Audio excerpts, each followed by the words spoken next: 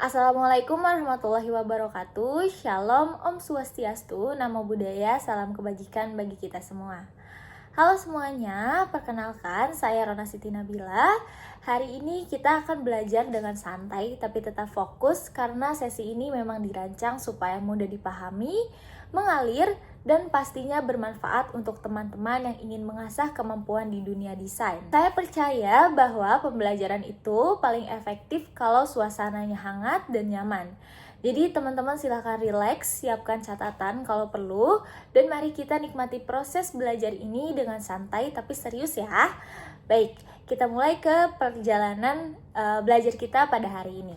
Di slide ini, teman-teman bisa melihat sedikit tentang siapa saya sebagai pemateri. Halo lagi teman-teman, nama saya Rona Siti Nabila dan saya adalah seorang yang sudah cukup lama bergelut di dunia desain, dunia kreatif, dan juga proses perencanaan visual. Di sini juga tercantum kontak, email, dan nomor telepon saya. Kalau misalnya nanti setelah materi masih ada teman-teman yang ingin berdiskusi dan bertanya, boleh hubungi langsung saya via kontak yang tertera ya. Oke teman-teman, sekarang kita masuk ke slide berikutnya, yaitu mengenai unit kompetensi yang menjadi dasar pelatihan kita pada hari ini. Teman-teman, setiap pelatihan berbasis SKKNI itu selalu punya fondasi yang jelas supaya arah belajarnya terstruktur. Nah, untuk sesi ini, fondasi kita adalah unit kompetensi M74 DKV 13006-3, yaitu menyusun desain brief.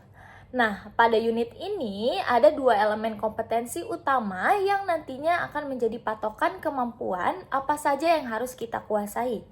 Elemen yang pertama adalah merencanakan desain brief. Lalu, elemen yang kedua adalah menguraikan desain brief.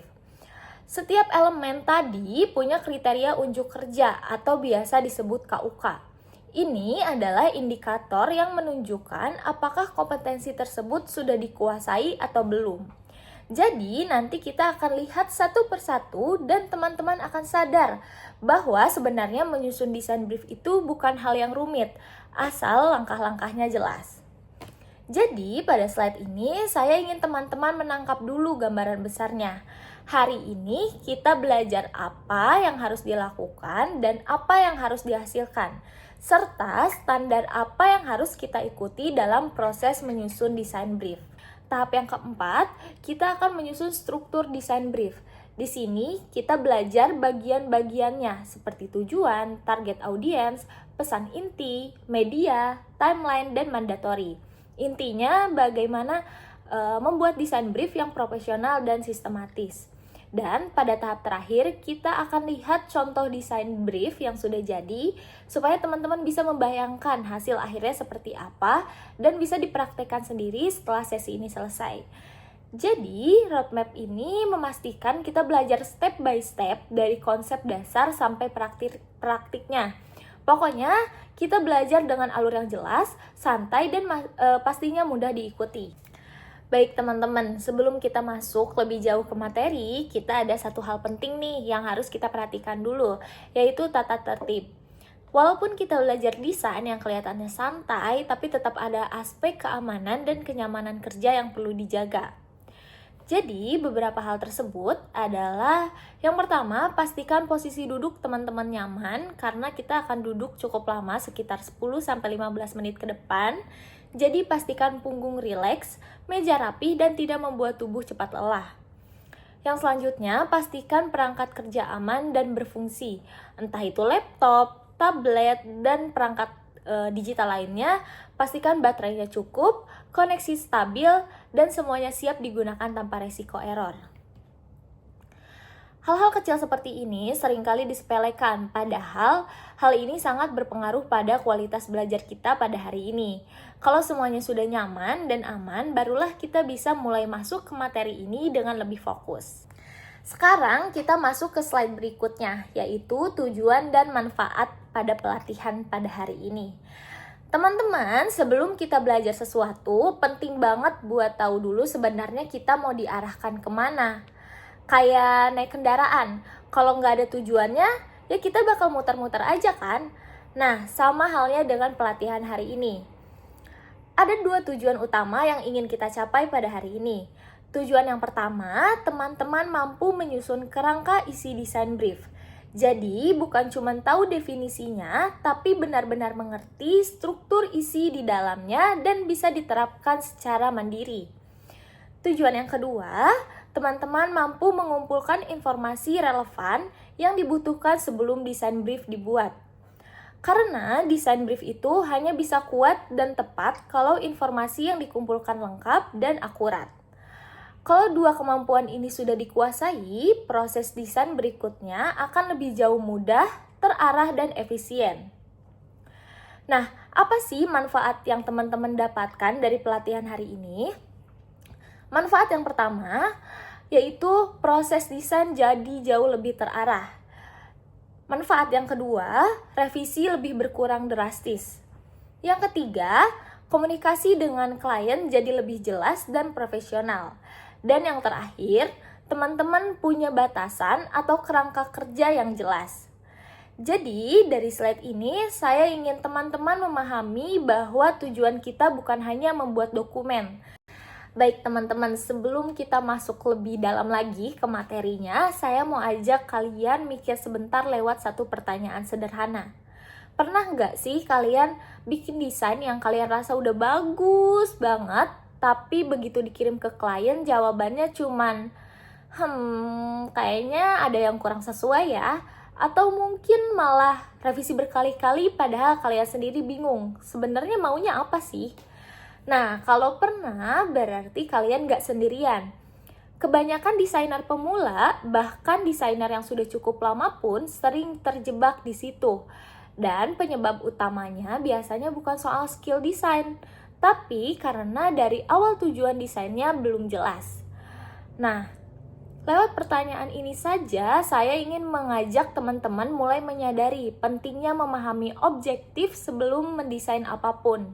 Karena desain yang bagus itu bukan hanya cantik, tapi harus tepat pada sasaran. Jadi, dari pertanyaan tadi, kita akan mulai masuk ke inti pembahasan hari ini, bagaimana caranya menyusun desain brief yang benar supaya desain kita sesuai kebutuhan, terarah, dan minim revisi. Sekarang kita bahas dulu dari dasarnya. Apa sih desain brief itu? Teman-teman, desain brief itu adalah sebuah dokumen panduan tertulis yang menjelaskan arah dan tujuan dari sebuah proyek desain.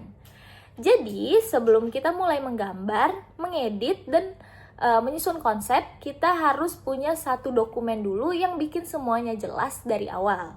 Nah, desain brief ini berisi beberapa hal penting seperti tujuan proyek, siapa target audiensnya, pesan utama yang ingin disampaikan, media apa yang akan dipakai, sampai batasan atau mandatori yang harus kita ikuti. Singkatnya, desain brief itu seperti peta atau GPS untuk desainer. Kalau tanpa brief kita hanya menebak-nebak, nah kalau dengan brief kita tahu kemana harus melangkah. Di SKKNI juga dijelaskan bahwa desain brief ini jadi acuan utama untuk menghasilkan desain yang sesuai kebutuhan klien, bukan sesuai asumsi desainer. Jadi, desain yang bagus itu bukan hanya visualnya yang oke, tapi harus tepat, relevan, dan menjawab masalah. Makanya, sebelum masuk ke teknis desain, kita harus kuasai dulu cara bikin desain brief yang jelas dan terarah. Teman-teman, sebelum kita bisa membuat desain brief, kita harus tahu dulu dokumen yang datang sebelumnya, yaitu project brief. Nah, project brief itu apa sih? Jadi, project brief adalah dokumen awal yang diberikan oleh klien. Isinya biasanya sederhana, ringkas, tapi memuat gambaran besar tentang proyek yang ingin mereka lakukan. Biasanya, project brief berisi tujuan umum proyek, masalah yang ingin diselesaikan, kebutuhan klien, batasan atau kondisi pekerjaan, anggaran, dan estimasi waktu pengerjaan. Jadi, kalau kita ibaratkan project brief itu seperti klien cerita dulu nih masalahnya, sedangkan desain brief nantinya adalah bagaimana kita menerjemahkan cerita itu menjadi arah desain. Di SKKNI juga dijelaskan bahwa langkah pertama dalam menyusun desain brief adalah menyimpulkan informasi dari project brief. Jadi, apapun yang klien sampaikan di awal harus kita olah dulu, jangan langsung didesain. Project brief itu semacam bahan mentah. Nah, nantinya kita olah jadi desain brief yang lebih teknis, lebih tajam, dan siap menjadi acuan kerja desainer. Nah, setelah tahu definisinya, kita bisa lihat bagaimana hubungan antara project brief dan design brief supaya arahnya nggak salah. Sekarang kita masuk ke bagian yang penting banget nih teman-teman.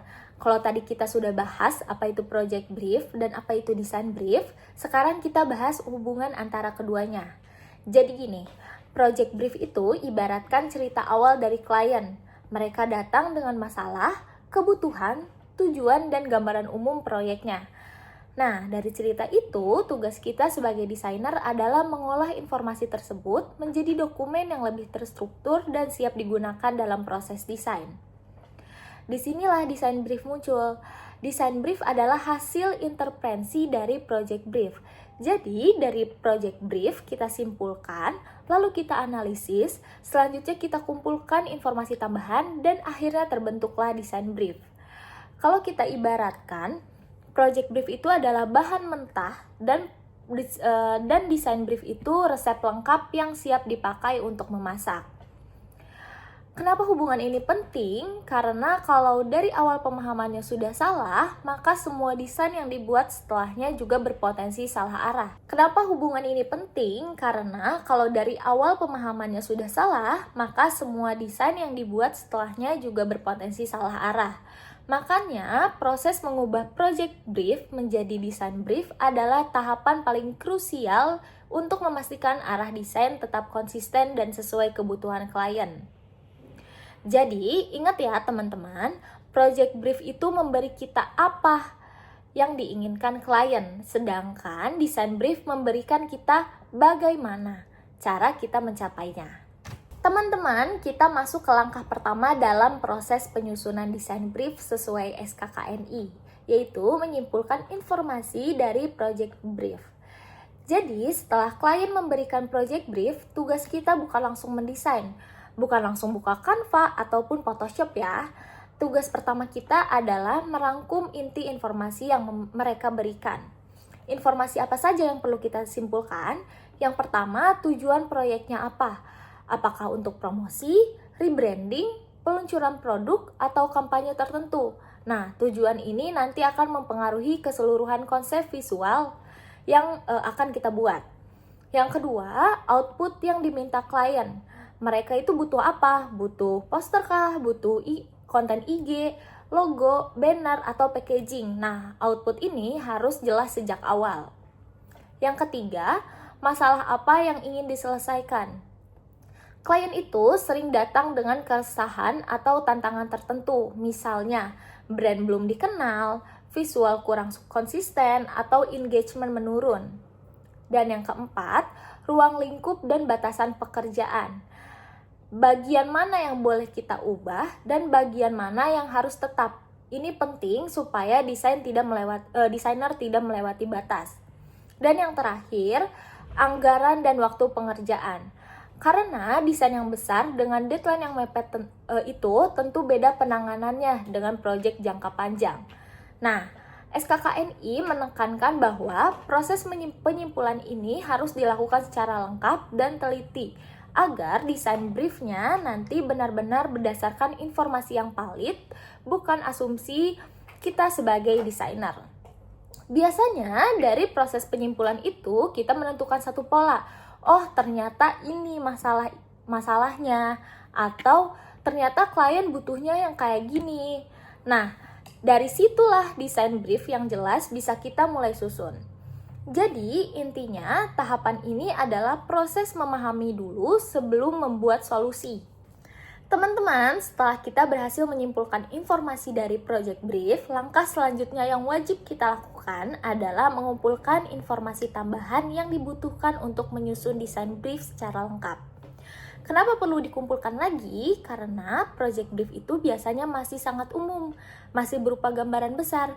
Nah, tugas kita sebagai desainer adalah mendalami, memperjelas, dan melengkapi informasi tersebut supaya desain brief nantinya benar-benar siap digunakan. Lalu, informasi apa saja sih yang perlu kita kumpulkan?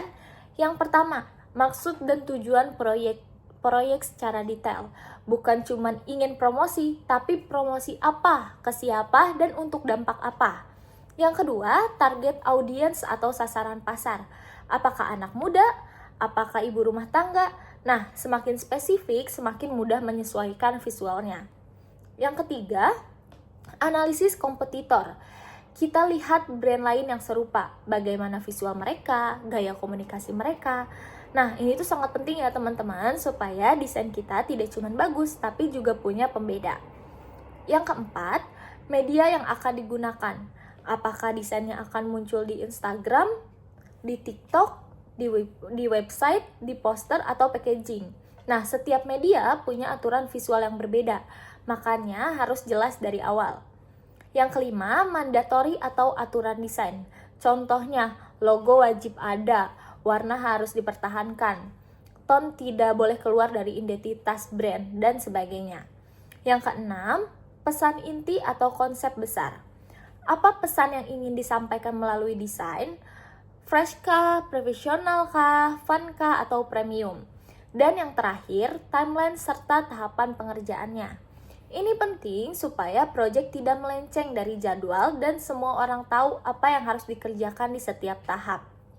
Jadi, bisa dibilang tahapan ini adalah proses memperkaya bahan biar nantinya desain brief matang dan desain kita lebih tepat sasaran. Sekarang kita masuk ke bagian inti dari pelatihan pada hari ini, yaitu struktur dari sebuah desain brief. Teman-teman, ini adalah isi dalamnya. Kalau desain brief itu ibaratkan sebuah blueprint, maka bagian inilah yang menjadi komponen wajibnya. Struktur ini sebenarnya sangat membantu karena membuat kita tidak bingung harus mulai dari mana dan apa saja yang perlu dimasukkan. Nah, sesuai SKKNI, sebuah desain brief yang baik minimal memuat beberapa hal bagian ini. Yang pertama, latar belakang proyek. Ini menjelaskan konteks kenapa desain dibutuhkan. Bisa karena launching produk, bisa juga karena kampanye promosi atau rebranding. Nah, latar belakang ini membantu kita memahami situasi yang melatar belakangi tugas desain kita. Yang kedua, tujuan desain.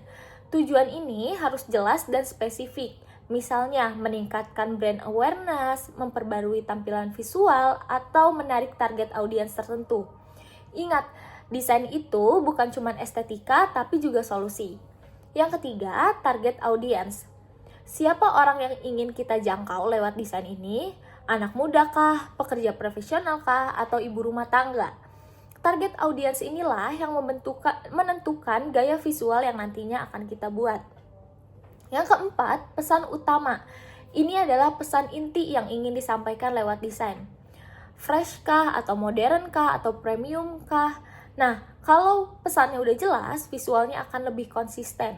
Yang kelima, deliverable. Nah, deliverable ini output desain yang harus kita hasilkan. Contohnya, logo, konten IG, banner digital, packaging, atau poster. Jadi, kita tahu apa saja yang harus kita buat. Yang keenam, media yang digunakan. Apakah desainnya akan tampil di Instagram, TikTok, website, poster, atau billboard? Karena berbeda media, berbeda juga cara kita menyusun visualnya. Yang ketujuh, mandatory design. Ini adalah aturan atau batasan yang harus dipatuhi. Misalnya, warna brand harus tetap, logo wajib ada, atau tipografi tertentu tidak boleh diubah. Dan terakhir, timeline pengerjaan. Mulai dari riset, konsep, desain awal, revisi, sampai final. Nah, timeline ini penting banget supaya semua orang tahu ritme kerja dan tidak ada yang meleset dari jadwal. Dengan memahami struktur ini, teman-teman akan bisa membuat desain brief yang lebih lengkap, terarah, dan profesional. Jadi, bukan cuma sekadar dokumen, tapi benar-benar jadi panduan kerja yang kuat untuk seluruh proses desain. Baik teman-teman, sebelum kita tutup sesi pada hari ini, saya mau ajak kalian merefleksikan kembali apa yang sudah kita bahas. Di slide ini ada beberapa pertanyaan yang bisa kalian jawab di kolom komentar atau catatan pribadi kalian. Pertanyaan ini dibuat sederhana tapi juga penting karena langsung berhubungan dengan dua tujuan utama pelatihan kita tadi. Baik teman-teman, akhirnya kita sampai di penghujung pelatihan pada hari ini. Terima kasih banyak atas perhatian dan keterlibatan kalian selama sesi berlangsung. Saya benar-benar menghargai setiap partisipasi dan jawaban yang kalian berikan. Saya ingin menutup sesi ini dengan satu pengingat sederhana. Good design start with clear objective. Desain yang indah itu penting, tapi desain yang tepat sasaran itu jauh lebih bernilai. Dan kunci agar sebuah desain tepat sasaran adalah memiliki desain brief yang jelas, terarah, dan dibuat dengan penuh pemahaman. Saya berharap apa yang kita pelajari pada hari ini bisa membantu teman-teman dalam proyek pribadi, kuliah, pekerjaan kreatif, maupun persiapan menuju dunia profesional. Jangan ragu untuk terus explore, terus belajar, dan juga terus berani mencoba hal baru. Terima kasih sekali lagi sudah hadir dan belajar bersama saya pada hari ini. Semoga kita bisa bertemu lagi di pelatihan dan kesempatan berikutnya. Sampai jumpa teman-teman. Wassalamualaikum warahmatullahi wabarakatuh. Bye.